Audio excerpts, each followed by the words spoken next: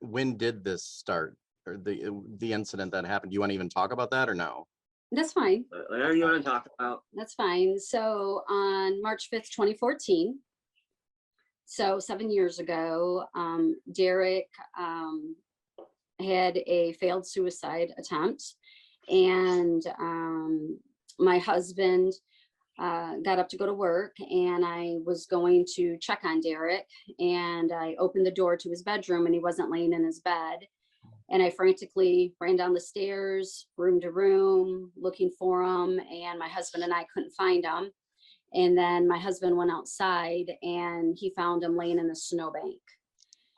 And so at that point, my husband grabbed him, took him, and put him in a vehicle and took him to our local hospital in Harbor Beach, where they tried to stabilize him. And then he was, due to a snowstorm, he could not be airlifted.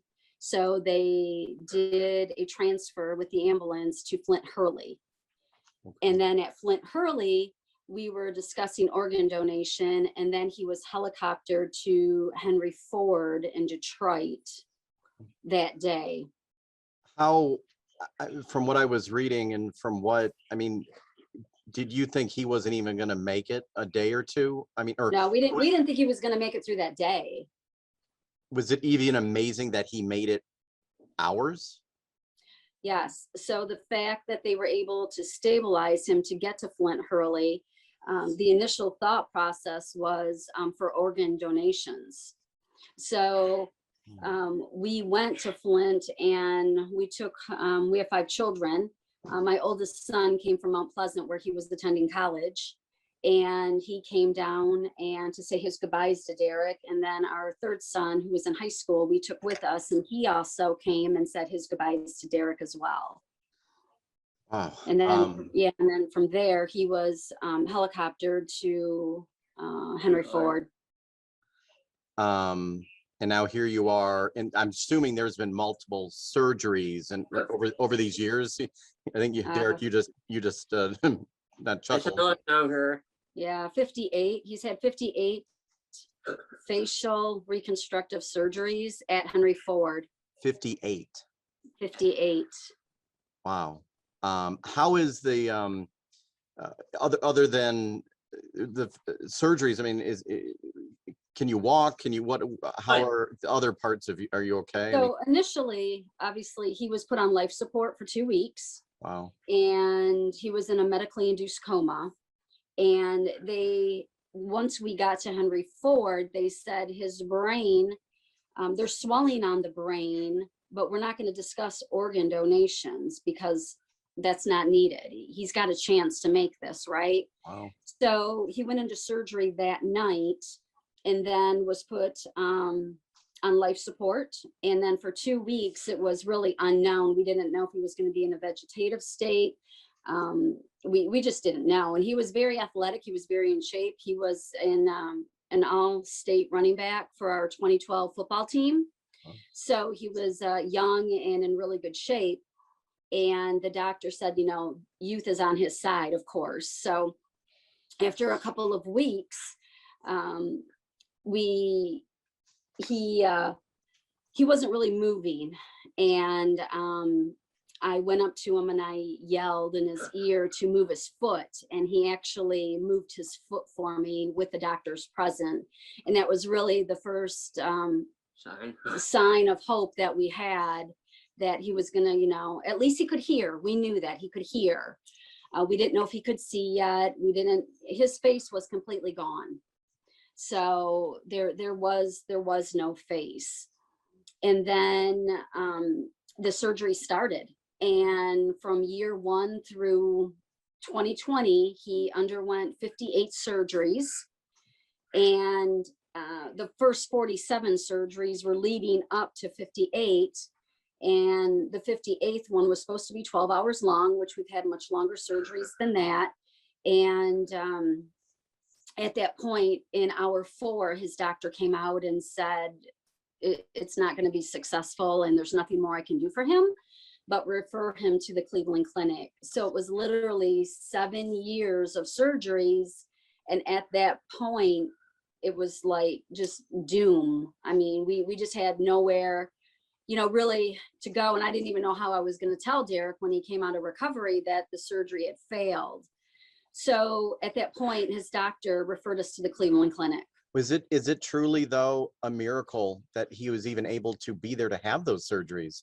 I mean, you didn't Yeah, it think was. So he had to learn to sit again. He had to learn walk again, talk again. They initially told me that he would end up in a rehab center.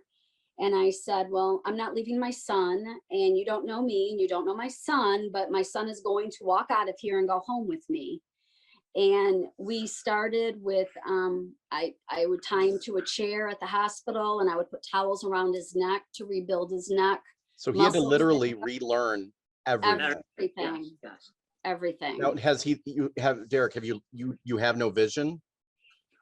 This eye's a prosthetic, but this one's still good. Okay, so literally everything from standing to sitting to speech, it was all learned again. In the first 90 days. I mean, that's truly amazing. It is. It is. He walked out of the hospital, not even in a wheelchair. He walked out with his head held high, and everyone from the hospital was truly amazed that he's years and years beyond where he should be. Wow. But we worked hard. We worked hour after hour after hour, pushing him and walking the hallways at the hospital. And it was Derek. frustrating at times. I don't know if I was always his favorite person, but I knew he could do it. He's a very strong-willed individual, and I knew he could do it. Wow. So now the Cleveland Clinic, Yep. what are we talking about now? The next step is not just a reconstruction, correct? No. So we went to the Cleveland Clinic in July of 2020 for our very first appointment. And at that point, we saw around 8 doctors, including Dr. Frank Pompey, who is the head of the face transplant unit. And you typically don't visit with him on your first visit, but he was consulted in immediately to meet Derek, and he spent about a half hour with us. And he was very excited, very positive and very excited to meet Derek. So it was a really good visit. And when we left after 3 hours, I told Derek, I said, a face transplant, this is like a really big deal. I said, don't do this for me. Don't do this for your dad. I said, you really got to do this for yourself. And he said, Mom, I've been through 58 surgeries. Why would I not finish it now? So they said, the doctor has said that it would be a go. It's possible. So that was the initial thought. And then we went back in August, a couple of weeks later, and he went through 10 hours of testing. Oh, wow. So including a psych interview. So they've had approximately 70 candidates go through the interview process. And Derek was the 4th one to make it through the interview process after an hour and a half. They then took myself and Derek back to interview together. And after the 2 hours, the doctor told him that he has every ingredient to be successful through this process, and that she would be pushing him through. So at this point, he is going to be the 4th recipient of a face transplant from Cleveland. That's our next steps. I mean, I think I was Googling and searching. There's not many human beings that have gone through this. No, he'll be the 4th. And from there, or? Right, from there. I know they do it in a couple other places in the US. The Cleveland Clinic, they're the number one. They did the first transplant 10 to 12 years ago. They did the first one. Wow. Sorry, my email's up here.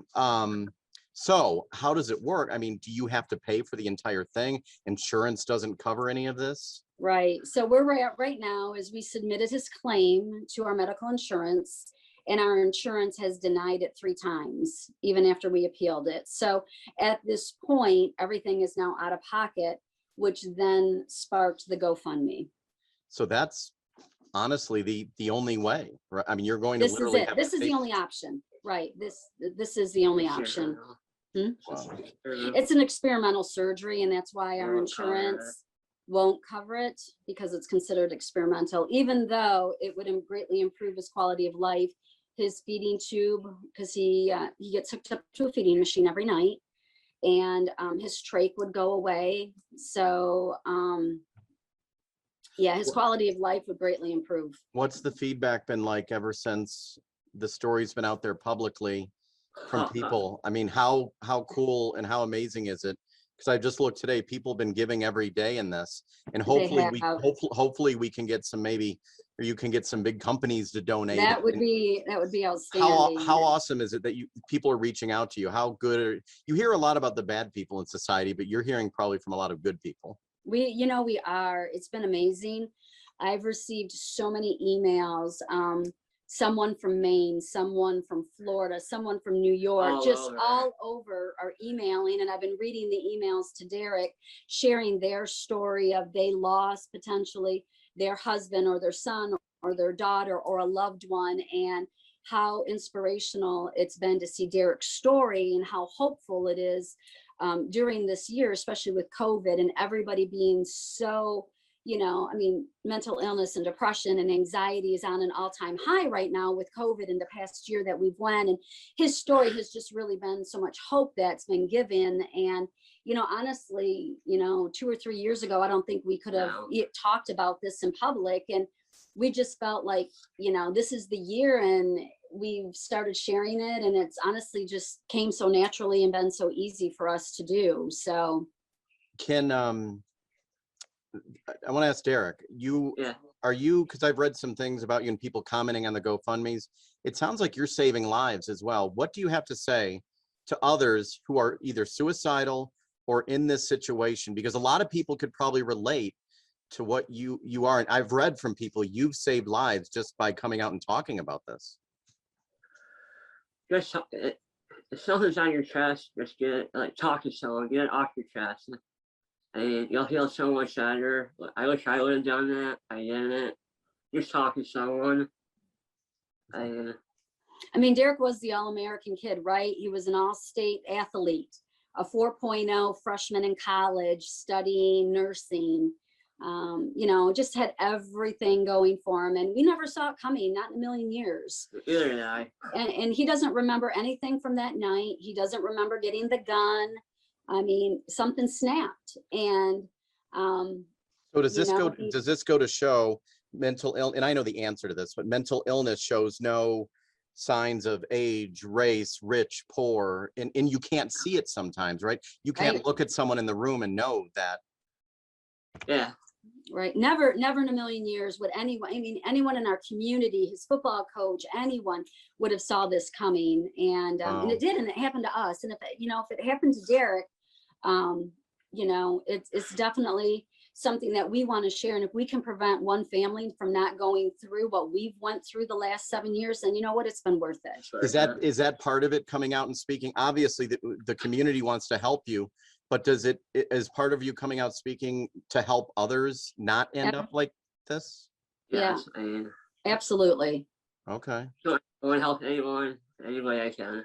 I think it's an amazing story, that you're still here to talk to us. That's just amazing. Yes, he's actually been working out with a trainer to prepare for the 30-hour surgery. So he works out twice a week with a trainer up at the gym. Wow. And just to get himself prepared. His doctors really challenged him in Cleveland that a 30-hour surgery is a lot to go under. And you have to be physically fit for that as well. So wow. He's been working out with a trainer for 8 months already, just to get ready for it. So now how does it work? Do you have to have like $1 million, or can you do a down payment? Or because I'm going to put the link on this web story so people can help. Do you actually have to have the full amount, or is there like an amount you get and then you can go ahead with it, or how's that all work? So that's a really good question. And I actually was on the phone with Cleveland yesterday, and I said, okay, we have this amount so far. What is the number we need to get the ball moving? Yeah. And they're actually getting with their finance department right now to get us what that number is. Okay. But they've seen the articles in People magazine. We were on yahoo.com. We've been, in the media and sharing his story. And so hopefully, we've had over 2,400 people donate through the GoFundMe so far, which has been absolutely amazing. I mean, just the good-hearted people out there, sharing and emailing and just supporting Derek. And,